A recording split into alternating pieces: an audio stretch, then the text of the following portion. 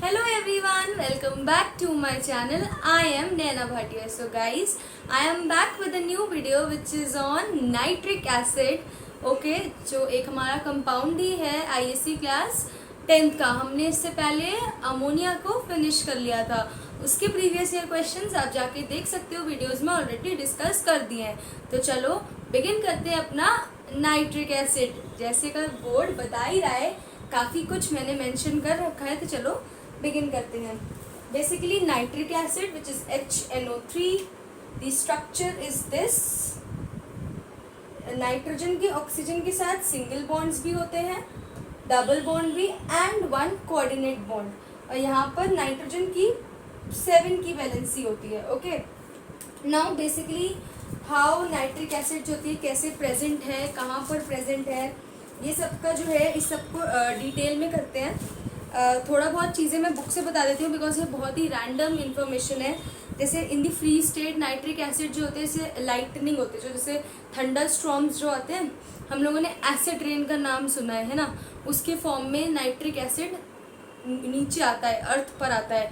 कैसे अभी वो पढ़ते हैं कैसे वो नाइट्रिक एसिड ऊपर मतलब से स्काई से नीचे आ रहा है, अर्थ में आ रहा है. ठीक है. और कंबाइंड स्टेट में कहाँ पर प्रेजेंट है, नाइट्रेट्स के फॉर्म में, like potassium nitrate, sodium nitrate, calcium nitrate. I know सबको पता होगा कि potassium sodium nitrate is child salt better. Okay, is a name for sodium nitrate. ठीक है. तो फ्री स्टेट में तो लाइटनिंग डिस्चार्ज में हो गया, और कंबाइंड स्टेट में in the form of nitrates. अब होता क्या है, बेसिकली जो हमारे एटमॉस्फेयर में नाइट्रोजन प्रेजेंट है, nitrogen, it combines with the atmospheric oxygen N2 plus O2. Nitrogen and oxygen combine to form nitric oxide, and further this nitric oxide get oxidized to nitrogen dioxide. Okay, अब ये जो nitrogen dioxide है, जो atmosphere में water present है, atmospheric जो atmosphere में जो वाटर वेपर्स होते हैं उनके साथ कंबाइन करता है in the presence of oxygen to form HNO3 which is nitric acid. और जब नाइट्रिक एसिड फॉर्म हो जाता है तो वो रेन के थ्रू नीचे वॉश ऑफ होके अर्थ में आ जाता है, और अर्थ के अलग अलग सॉल्ट्स के साथ मिक्स हो जाता है. वही जो जब वो मिक्स हो जाता है अपने सॉल्ट्स बन जाते हैं नाइट्रेट्स, वही हमारे नाइट्रेट्स होते हैं, जैसे सोडियम नाइट्रेट है, पोटेशियम नाइट्रेट है. This procedure that nitrogen is converted into the HNO3. This is called fixation of atmospheric nitrogen. Nitrogen जो एटमॉस्फेरिक नाइट्रोजन है वो किसी पर्टिकुलर मतलब उसमें नाइट्रेट में सॉल्ट में कन्वर्ट हो रही है. ऐसे समझ लो, जो एटमॉस्फेरिक नाइट्रोजन हो रही है उसे काम पे लगा दिया, वो फिक्स हो गई. That is the conversion of free atmospheric nitrogen into some useful nitrogenous compounds. Nitrogenous compounds like जब वो HNO3 अर्थ में मिक्स होगा, उसके सोइल के साथ मिक्स होगा, तो कुछ पर्टिकुलर नाइट्रोजनस कंपाउंड्स बनेंगे, जैसे हम नाइट्रेट्स कह देते हैं. And in the soil is known as the fixation of atmospheric nitrogen. ये बस एक ऐसी रैंडम इन्फॉर्मेशन थी कैसे मतलब नाइट्रिक एसिड जो है फॉर्म हो रहा है नॉर्मली एटमॉस्फेयर में. ओके, अब एक टर्म है जिससे हम लोग नाइट्रिक एसिड को जो है रिजेंबल करते हैं, दैट इज एक्वा फोर्टिस. इससे एक्वा फोर्टिस क्यों कहते हैं, any idea? You can tell me in the comment section. But aqua fortis इसलिए कहते हैं बिकॉज ये इसे जो है स्ट्रॉन्ग वाटर, मान लो स्ट्रॉन्ग वाटर है, what, nitric acid. Because mostly सभी मेटल्स को नाइट्रिक एसिड जो होता है, नाइट्रिक एसिड में मोस्टली सभी मेटल्स जो होते हैं वो डिजोल्व हो जाते हैं. इवन सिल्वर जो इतना स्टबन होता है कि और मेटल जो एसिड्स होते हैं उसमें नहीं डिजोल्व करता, उसमें वो नाइट्रिक एसिड में डिजोल्व हो जाता है. नाइट्रिक एसिड उसे भी डिजोल्व कर देता है, इसलिए नाइट्रिक एसिड को एक्वा फोर्टिस का भी नाम दिया गया है, मीन्स स्ट्रॉन्ग वाटर. ओके, अब सबसे पहले जो हमारा इसका मैन्युफैक्चर का भी प्रोसेस है कि how it is being manufactured in the like industrial scale पे कैसे फॉर्म हो रहा है, बिकॉज इट इज़, अभी हम आगे पढ़ेंगे, हाईली यूजफुल कंपाउंड है हमारा. कितनी जगह यूज हो, लेबोरेटरी का तो रिएजेंट है ही, क्वान्टिटेटिव क्वालिटेटिव एनालिसिस में यूज़ करते हैं. तो सबसे पहले हम लोग देखते हैं लैब में कैसे प्रिपेयर होता है, लैब प्रिपरेशन. ओके, सो लैब में जैसे ये बोर्ड सजेस्ट कर ही रहा है, हमें सब बना हुआ है, मैंने बना दिया है. बेसिकली कैसे फॉर्म कर रहे हैं हम लोग लैब में, नाइट्रिक एसिड को concentrated sulphuric acid and sodium और पोटेशियम नाइट्रेट के थ्रू फॉर्म करते हैं। हम सोडियम नाइट्रेट भी ले सकते हैं, पोटेशियम नाइट्रेट भी ले सकते हैं। सो यहाँ पर एक ग्लास मतलब हमारे जार में हमने कंसंट्रेटेड सल्फ्यूरिक एसिड एंड हर एक, देखो अभी हम देखते हैं क्या प्रोसीजर है, और हर एक क्यों रिएक्टेंट ये यूज़ करे गए हैं उसकी भी यूटिलिटी समझेंगे, बिकॉज आईएससी में उससे रिलेटेड क्वेश्चन पूछे जाते हैं। एंड माइंडेड दिस पूरा सेटअप लाइक दिस पूरा जो हमारा सेट है, क्या हमने सेटअप यूज़ करा है लैब प्रिपरेशन में, ये बहुत इंपॉर्टेंट है आईएससी के लिए। ये पूरा जो सिस्टम है ये ग्लास रिटॉर्ट कहलाता है, ठीक है। सो यहाँ पर एक जार में, पहले मैं बता देती हूँ क्या है सिंपल टर्म्स में। हम लोग concentrated sulphuric acid and sodium और पोटेशियम नाइट्रेट लेते हैं, हीट कर रहे होते हैं हम उसे 200 डिग्री सी से टेम्परेचर लेस होना चाहिए। क्यों होना चाहिए भी देखते हैं, ठीक है। तो ब्राउन फ्यूम्स फॉर्म होना शुरू हो जाती हैं जो नाइट्रोजन डाइऑक्साइड की होती हैं, NO2 की फ्यूम्स हमेशा रेड होती हैं, लाइक पॉइंट, इसका एक पॉइंट बना लो। NO2 gas, NO2 nitrogen dioxide is always reddish brown vapours, okay. फिर उस वेपर्स को कंडेंस करा जाता है। यहाँ पे टैप वाटर, ये जो है ये पूरा जो सिस्टम ऐसे, ये कोई पाइप नहीं है, ये ऐसा, ये पूरा एक जार जो है हमारा, ये पूरा ऐसे ग्लास रिटॉर्ट कहते हैं, ठीक है। यहाँ पे जो ये वेपर्स थे ऐसे समझ लो ऐसे से आ रहे हैं और उन्हें यहाँ पे कंडेंस करा जा रहा है। कंडेंस होकर वो वेपर्स नाइट्रिक एसिड में कन्वर्ट हो जा रहे हैं, ठीक है। ये हमारा पूरा सेटअप था। इक्वेशन देख लो, nitric KNO3 which is potassium nitrate is reacting with concentrated nitric acid at a temperature less than 200 degree C to form potassium sulfate and nitric acid। या सोडियम नाइट्रेट के साथ देख ले, वो उसका भी रिएक्शन कंसंट्रेटेड सल्फ्यूरिक एसिड के साथ टेम्परेचर 200 डिग्री सी से कम लेंगे, सोडियम हाइड्रोजन सल्फेट फॉर्म होगा एंड क्या नाइट्रिक एसिड फॉर्म होगा। अब बात आती है सबसे पहले, आप देखो पॉइंट बाय पॉइंट नोट करते जाओ इस पूरे सेटअप में क्या क्या चीज़ें ध्यान रखनी है, क्या क्या पूछा जाता है। सबसे पहली बात, first point, right it down. ये पूरा सेटअप इसे ग्लास रिटॉर्ट कह रहे हैं, मतलब पूरा जो भी आप यूज़ करोगे, जो भी आपने मतलब इसमें इंस्ट्रूमेंट्स यूज़ करे होंगे, वो सब जो भी मतलब हमारे लैब के जो भी आपने ये कि यहाँ पे ये लगा दिया जा रहे हैं, फिर जो भी ऊपर जो भी कॉर्क वगैरह है, ये सब ग्लास का लेना होगा। क्योंकि nitrogen dioxide which is being formed here, the nitrogen dioxide gas, the brown fumes, it attacks the rubber। हम ये इसमें कुछ भी रबर का यूज़ नहीं कर सकते, यहाँ तक कि कॉर्क जो होता है हमारा ऊपर का, ये रबर का होता है जनरली। लेकिन for the preparation of nitric acid in laboratory we never use it for glass, sorry, we never use it the rubber cork, we only use the glass cork। this whole setup is of glass, okay। because nitrogen dioxide जो form हो रही है brown vapours, ये मतलब attack करती है किसके ऊपर, रबर के ऊपर, उसे मतलब डिस्ट्रॉय कर सकती है थोड़ा सा। तो पूरा सेटअप जो होता है वो ग्लास का लिया जाता है, इसलिए इस सेटअप को जो है ग्लास रिटॉर्ट भी बोला जाता है। ये जो पूरा ऐसे, ये जो ऐसी वाला जो हमारा पूरा का पूरा जो लैबोरेटरी का ये ना इंस्ट्रूमेंट, पूरा इंस्ट्रूमेंट नहीं, जो भी हमने मतलब यहाँ पे यूज़ कर रखा है, ये सारा हमारा इस इतने पार्ट को, ये this is glass retort, okay.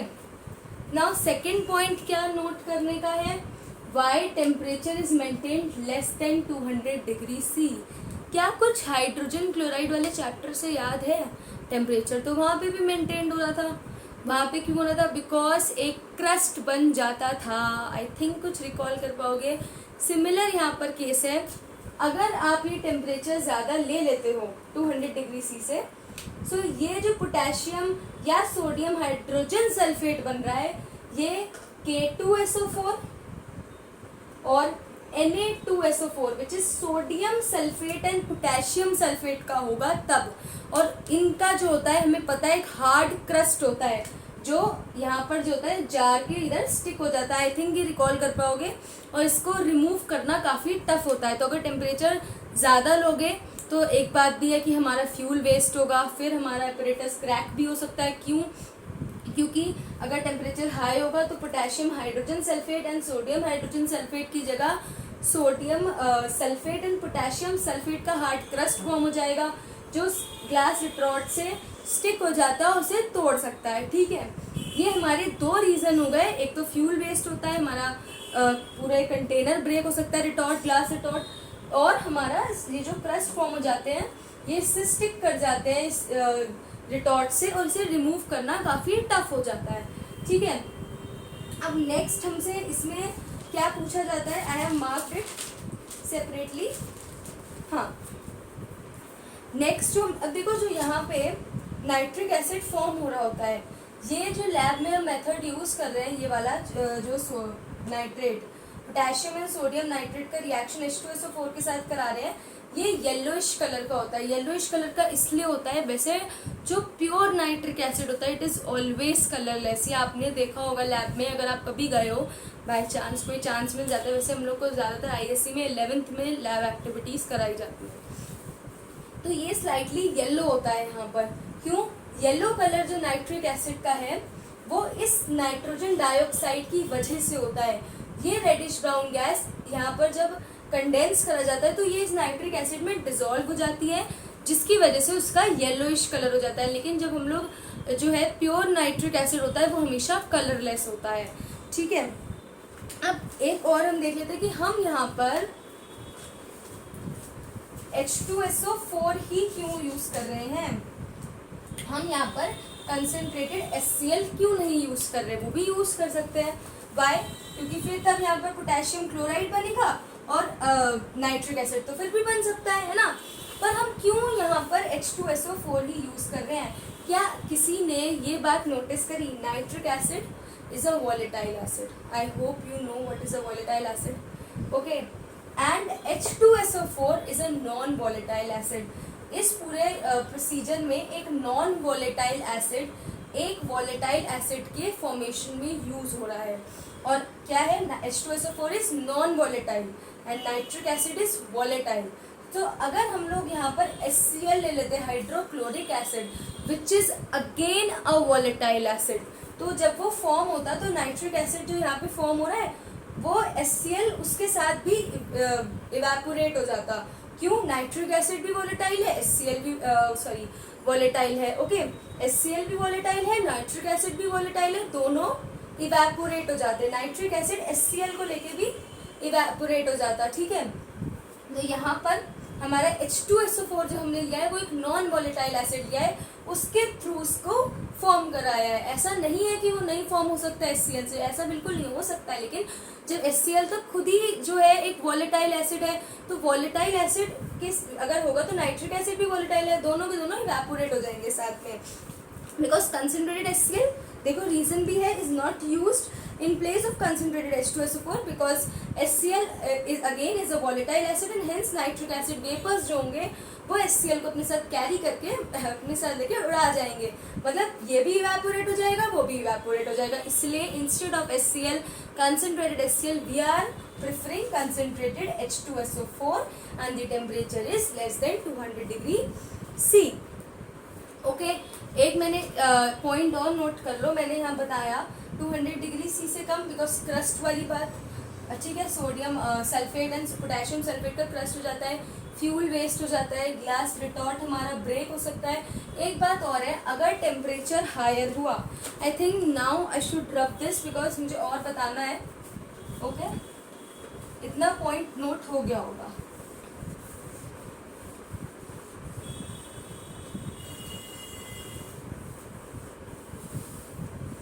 या सो अगर टेम्परेचर हमारा ज़्यादा हाई होता है तो जो हमारा नाइट्रिक एसिड फॉर्म हो रहा था HNO3, ये डिकम्पोज कर जाता है किसमें, this is not reversible,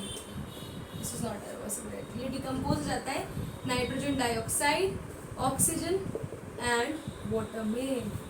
so temperature ज़्यादा करने के हमारे 4 लॉस हो जाएंगे। हमारा ग्लास रिटॉर्ट ब्रेक हो सकता है, सोडियम पोटेशियम का क्रस्ट फॉर्म हो सकता है, ग्लास रिटॉर्ट से स्टिक हो जाएगा वो crust which is very difficult to remove, fuel waste होता है, और जो नाइट्रिक एसिड फॉर्म हुआ है हमारा वो भी हाई टेम्परेचर पर डिकम्पोज हो जाएगा nitrogen dioxide, oxygen and water form करने में। अब ये क्या है, इसको भी और एक्सप्लेन करते हैं। अभी हमने बात करी थी फिक्सेशन ऑफ नाइट्रोजन की, तो जो उस समय मैंने बताया था एटमॉस्फेरिक नाइट्रोजन, उसको एक बार फिर से एक्सप्लेन कर देती हूँ। ऐसा होता है, ये एटमॉस्फेरिक नाइट्रोजन एटमॉस्फेरिक ऑक्सीजन के साथ कंबाइन होके नाइट्रिक ऑक्साइड बनाती है। ये नाइट्रिक ऑक्साइड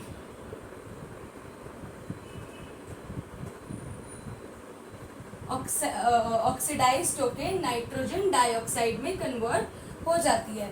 अब ये जो नाइट्रोजन डाइऑक्साइड है, ये further oxygen, atmospheric oxygen and जो भी मॉइस्चर हमारे एटमॉस्फेयर में प्रेजेंट है उसके साथ कंबाइन होके नाइट्रिक एसिड बनाती है, जो रेन के फॉर्म में रेन वाटर के साथ अर्थ पर आता है और अर्थ के सॉइल के साथ मिक्स हो जाता है सॉल्ट्स बनाने के लिए। ये this is basically fixation of atmospheric nitrogen. ऐसे समझो, एटमॉस्फेयर में जो नाइट्रोजन बेचारा पड़ा हुआ था उसको काम पे लगा दिया, उसे फिक्स कर दिया। So as the name suggest, the fixation of atmospheric nitrogen. Atmospheric nitrogen is reacting with atmospheric oxygen to give nitric oxide। ये nitric oxide फिर से oxidized हो रहा है to form nitrogen dioxide, and this nitrogen dioxide further combines with the atmospheric oxygen and the atmospheric water vapors और moisture, जो भी air में इतना moisture होता है, to form HNO3, and this HNO3 which is formed up, it comes down or washed with the rain and mixes with the earth soil, और जो अभी अर्थ का surface है, to form these various salts, जैसे nitrates हो गए हमारे, ठीक है। This is basically fixation of atmospheric nitrogen. तो ये जो इक्वेशन हमने अभी देखी थी कि जो नाइट्रिक एसिड था वो हायर टेम्परेचर पे डिकम्पोज हो जा रहा था nitrogen dioxide, oxygen and water में। क्यों हो जा रहा था? बिकॉज नाइट्रिक एसिड अगर हम एंड में देखें तो वो बना भी तो इसी से ही है। किससे बना है? अगर एटमॉस्फेयर की बात करें, लैब में तो उसको सल्फ्यूरिक एसिड एंड पोटेशियम और सोडियम नाइट्रेट से फॉर्म करें, लेकिन अगर एटमॉस्फेयर में जो प्रोसेस हमारा नेचुरली जो हमारा प्रेजेंट है नाइट्रिक एसिड, जो एसिड रेन के फॉर्म में नीचे आता है, वो nitrogen dioxide, oxygen and water से मिलके बना है। सब atmospheric oxygen, atmospheric water vapour है। तो जब अगर टेम्परेचर हायर होगा तो ये फर्दर डिकम्पोज हो जाएगा इन्हीं में, जो अभी इससे पहले रिएक्शन बताया था। ये HNO3 will be decomposed into nitrogen dioxide, water and oxygen. This reaction is very important। चाहे ऐसे लिख लो चाहे ऐसे लिख लो, इधर से नाक पकड़ लो चाहे उधर से नाक पकड़ लो, ये रिएक्शन बहुत ही ज़्यादा इम्पॉर्टेंट है। आगे हम लोग जो है इसका लैब तो हमने कर लिया। इंडस्ट्रियल जो इंडस्ट्रीज़ में जो हाई स्केल पर जब इसका प्रोडक्शन होता है, उसमें जो हमारा प्रोसेस होता है वो होता है ऑस्टवाल्ट प्रोसेस। उसमें देखेंगे तो ये इक्वेशन काफ़ी यूज़ होंगी और बोर्ड में भी पूछी जाती हैं। कहीं ना कहीं उधर जो इक्वेशंस यूज़ हो रही होंगी उसमें ये इंक्लूड हो जाएंगी। तो अभी के लिए जो दो इक्वेशंस बहुत इंपॉर्टेंट है, एक उसकी प्रिपरेशन जो हमने सोडियम एंड पोटेशियम नाइट्रेट के साथ, सल्फ्यूरिक एसिड के साथ करी हैं, और एक ये वाली, ये कोई भी एक कर लो, उल्टा करके लिख सकते हो। बेसिकली लर्न नहीं करना है, हमें तो पता ही है ना कि कैसे बन रहा है nitric acid. Nitrogen is being combined with atmospheric oxygen to form nitric acid. This nitric acid further get oxidized to form nitrogen dioxide. This nitrogen dioxide again combined with the atmospheric oxygen and atmospheric water vapor to form nitric acid. चाहे ऐसे reaction पूछ लिया जाएगा, चाहे nitric acid का decomposition पूछ लिया जाए, तो इसे इधर करके फिर वही प्रोडक्ट्स बना दो, जिनसे फॉर्म हुआ उसी में डिकम्पोज हो गया। अब अभी मैंने बताया था कि जो नाइट्रिक एसिड हमने अभी फॉर्म कराया था लैब में, वो स्लाइटली येलो होता है। Why? Because of the dissolved nitrogen dioxide in it. इस NO2 का ही डिजोल्व होना उसमें उसको येलो कलर दे देता है। बेसिकली जो प्योर नाइट्रिक एसिड होता है तो टोटली कलरलेस होता है, वाइटिश कलरलेस होता है, ट्रांसपेरेंट। ओके, सो अब हमसे पूछे जाते हैं दो तरीके जिनसे हम वो येलो कलर हटा सकते हैं। तो बेसिकली पहला तरीका तो ये है, मैं लिख देती हूँ, आप नोट कर सकते हो। इसे भी ये पूछा जाता है ISC में और काफ़ी बार पूछा गया है। पहली बात, कैसे आप मतलब वो येलो कलर को रिमूव करोगे, जो बेसिकली किसकी वजह से है? NO2 की वजह से, which is dissolved NO2। First is by adding water because जो NO2 होती है ये वाटर में जो होती है हाईली सोल्यूबल होती है, तो जब ये वाटर में डिजोल्व हो जाएगी तो उससे क्या होगा, येलो कलर जो होता है रिमूव हो जाता है। क्यों, देखो लिखा भी है हमारी बुक में भी ऑलरेडी, बिकॉज हमारी जो बुक हम यूज़ कर रहे हैं, आई डोंट नो कि आप कौन सी बुक यूज़ करो, लेकिन जो मैंने ली है वो I think this is of concise chemistry of Selena. Selena is the best book. I am not doing like, मैं किसी का वो नहीं कर रही हूँ कि ये अच्छी है, जो आपको बेटर लगे वो करो, लेकिन मेरे हिसाब से सेलेना की जो कंसाइज केमिस्ट्री है ये काफ़ी अच्छी बुक है। एवरीथिंग इज मैंशनड देयर, और इंस्टेड इसमें 10 ईयर्स क्वेश्चन की जो होते हैं लेटेस्ट ईयर्स के भी, ताकि आप उसको अच्छा अपना कमांड कर सको उस पर्टिकुलर चैप्टर के ऊपर। तो देखो, by addition of excess of water nitrogen dioxide gas it get dissolved in the water and this yellow colour जो होता है is remove. This particular reaction जो है ये रिवर्स है of the decomposition of water का। कैसे रिवर्स है, sorry, decomposition of nitric acid का। नाइट्रिक एसिड के डिकम्पोजिशन में क्या हो रहा था, HNO3 is being decomposed into nitrogen dioxide, water and oxygen। और यहाँ पे हम वो येलो कलर कैसे रिमूव कर रहे हैं, इस नाइट्रोजन डाइऑक्साइड को वाटर के साथ में जो है उसमें वाटर ऐड कर देते हैं, ताकि नाइट्रोजन डाइऑक्साइड इसमें हाईली सोल्यूबल है, nitrogen dioxide is highly soluble in water, तो इसमें डिजोल्व हो जाएगी। तो ये पर्टिकुलर रिएक्शन, ये रिएक्शन होता है, इसका रिवर्स रिएक्शन होता है, ठीक है। ये HNO3 मिल गया हमें which is not yellow, okay.